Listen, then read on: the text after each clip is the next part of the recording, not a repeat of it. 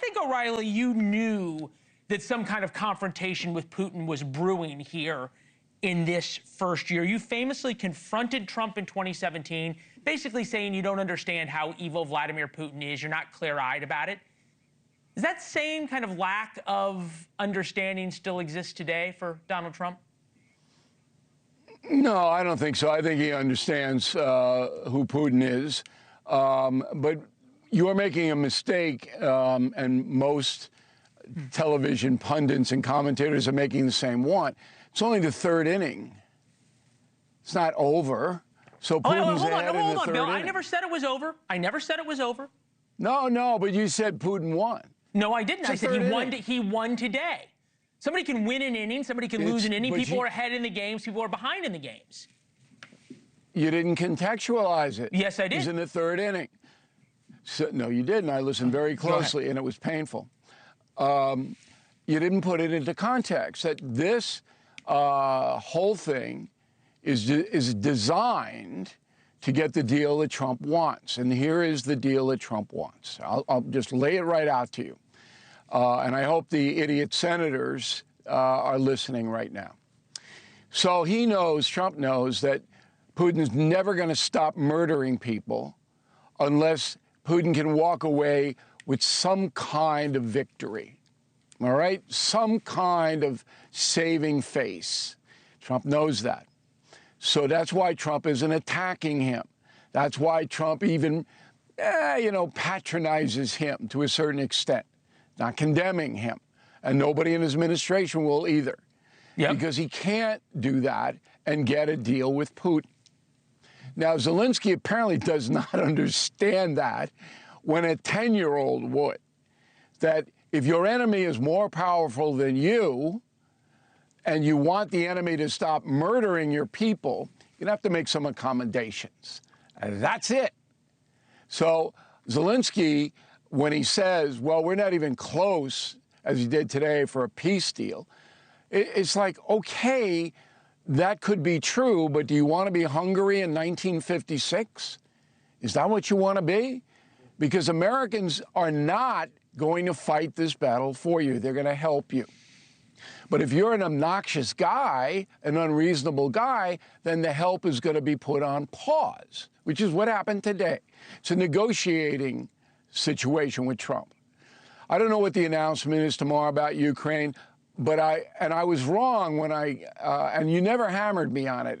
You're a good man, Leland. I was wrong on Bobby Kennedy Jr. confirmation. So take that into account when I make my prediction now. They'll get a deal in Ukraine, but it's not going to include anything in writing that America is going to come to their military aid if Putin breaks the deal. That's not going to happen. No, I agree with you on there. And no president would do that. Eisenhower didn't do it. Truman didn't do it. Nobody's going to do that unless you are directly threatened by Putin. And Zelenskyy seems to think that we are, but we're not yet. Putin could be. He's evil, and you got to contain him. And that's what Trump is trying to do. You say that's what Trump is trying to do. We're going to quibble back and forth here on this winning thing because I think it's important. Look, sometimes you take a strategic pause, sometimes you take a strategic loss. But you can't sit here and tell me that as we look at it right now, pausing the aid, crippling our ally, is not giving Putin a win. It's no different than walking a batter in baseball, if you want to call it that, but it is giving Putin a win, is it not? Yeah, I mean, but it's not a permanent win. Well, of course not. That's why I said Putin is winning. He's winning the game right now. Now it's Trump's job to fix that. How does he fix it? Well, he convinces Zelenskyy to sign the mineral deal. That's number one.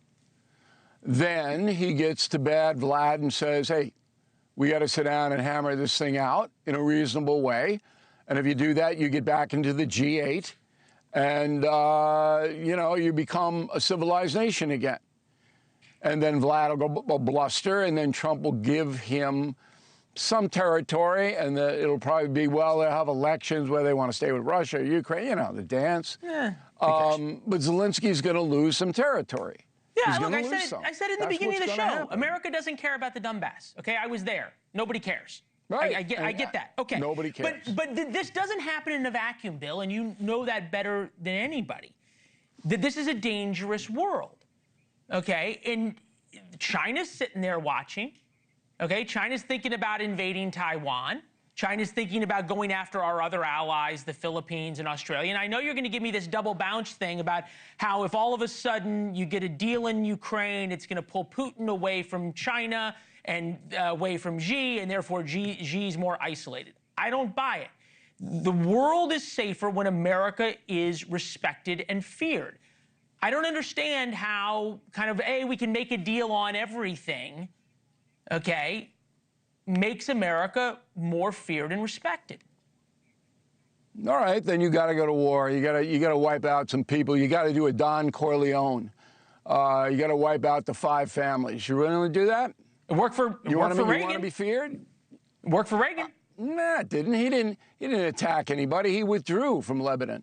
He didn't attack anybody. He just outspent them. He attacked Gaddafi. So if you want America to, and in the arms race, the Cold War he won. The Cold War he won by, as you said it, he outspent everybody. He outspent them, but he didn't throw American military in. And if you want them to be feared, if you want us to be feared, then you're going to have to take some drastic action. And nobody wants that. You wouldn't get public support, and the Democrats would turn like that, even though they're yelling at Trump now, oh, you're helping Putin, you're an arm in the Kremlin. As soon as a couple of American divisions went in there, you'd see Murphy and all these other clowns go, oh, no, don't do that. You don't even have to forecast it, Bill. They did it, right? After, when Trump killed Soleimani, the head of the Iranian Revolutionary Guards, one of the worst terrorists in the world. Okay, Democrats all, it's going to start a new war, on and on and on. Turned out it brought a lot of peace to the Middle East. Hold on. Absolutely. I had to play this. I have to play this clip for you because Fareed Zakaria, I don't know what you think of him. The audience, I think, knows what I think of him. Was, I thought, very interesting on Bill Maher. Take a listen. President Trump, you are a genius. You have completely transformed the landscape. I have with me the order of highest merit. Ukraine has never created a civilian honor this big for you. Have a big medal. Put it on him. Right? And they say to him, I look forward to welcoming you in Ukraine so that we can build the tallest Trump Tower in the world. You know what amazes me is that there's some liberal commentators who will tell the truth, that that's all Zelenskyy had to do. And then that's all Zelenskyy had to do. Yeah. You agree? Yeah. Okay. Yeah. Doesn't the guy have a cooking show? Isn't he a chef? I thought he was a comedian. Okay. Not a good one, but look, yeah. Fareed knows the world. I mean, he knows what's going on, and he knows that Zelenskyy is in way over his head. Trump knows he's in way over his head. And that's a problem, because Zelenskyy is demanding parity in a situation where he just doesn't understand. And you know what? I feel sorry for Zelenskyy, because his motivations are to do what's best he can for his country. That's what motivates Zelenskyy. You really think so? I don't think he's a crook or anything. No, I think he's an egomaniac, though. That Vanity Fair Vogue cover, he believes his own press releases. I don't care if he's an egomaniac or not. I don't, all right? I'm in the media. I deal with them every day. Some people have actually said that I'm an egomaniac. But I believe that Zelenskyy wants the best for his country. He's just out of his league. Yep. He doesn't understand the danger that surrounds him, and he's not cooperating with the one country that can save his butt. Yeah, well, Europe can't save his butt. So I agree with you. Yeah. No, Europe can't save him. He can go around and meet with Prince Charles, and they can have tea, and they can do all that all day long. It's not going to matter. But again, I'm going to go back to optimism. I believe that Trump will get a deal. Once he gets the deal, the Democrats will say it's a terrible deal, it's this, it's that. You know what they're going to do. But then we can evaluate it. Right. Then we can evaluate it. Absolutely. Right. Thanks for watching. Go to joinnn.com to find NewsNation on your television provider. And don't forget to click the red subscribe button below to get more of NewsNation's fact-driven, unbiased coverage.